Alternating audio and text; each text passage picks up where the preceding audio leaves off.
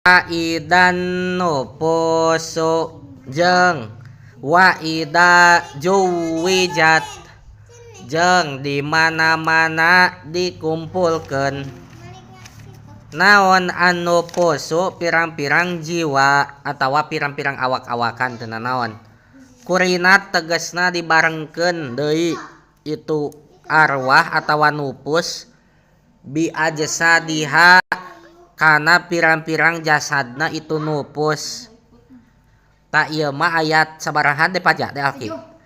Surat At-Takwir ayat 7 ieu mah sabada kiamat terjadi. Sabab jelema teh ieu mah dikumpulkeun deui rohani-rohanina jeung jasadna.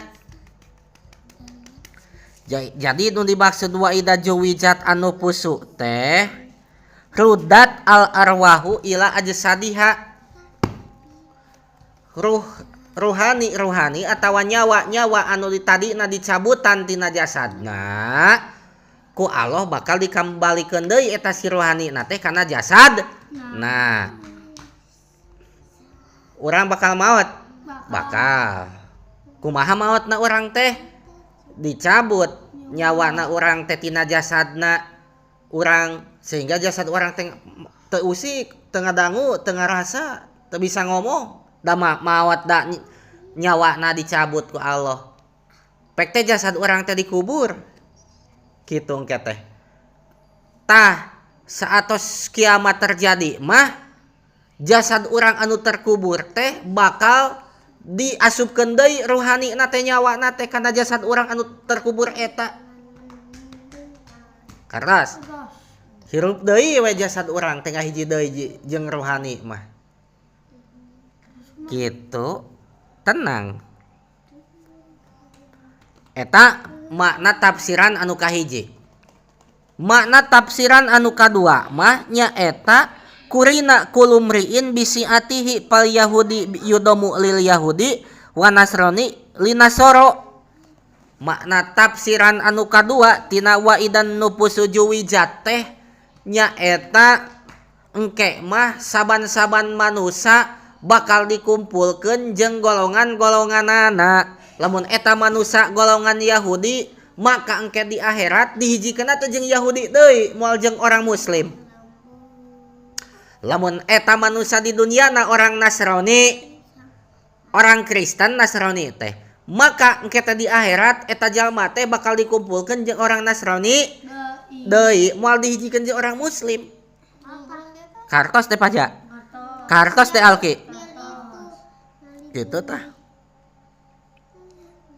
Atawa wa idan nufusu juwijat teh lamun orang soleh bakal ngahiji deui jeung orang soleh di surga. Lamun di dunia na eta jelema teh jelema soleh maka di akhiratna bakal ngahiji deui jeung orang soleh di surga. Moal kieu baheula di dunia na jelema soleh efek teh di akhirat teh jadi ngahiji jeung setan moal. Paham?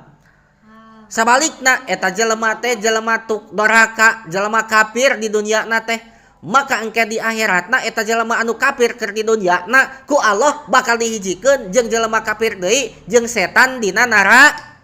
Tah kitu. Maknana waidan nufusu juwijat teh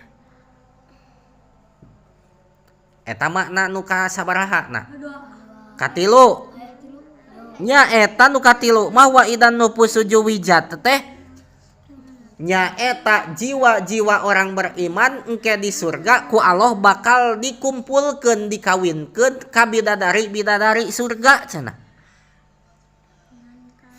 Tah ngeun ieu tafsiran anu kabeh neme disebutan non teh ruhani bakal dikumpulkeun deui jeung jasad-jasadna baheula.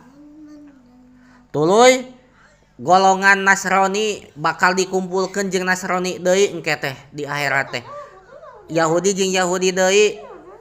Lalaki nu soleh atawa jalma nu soleh bakal dikumpulkeun jeung nu soleh deui. Jalma nu kafir bakal dikumpulkeun jeung nu kafir deui.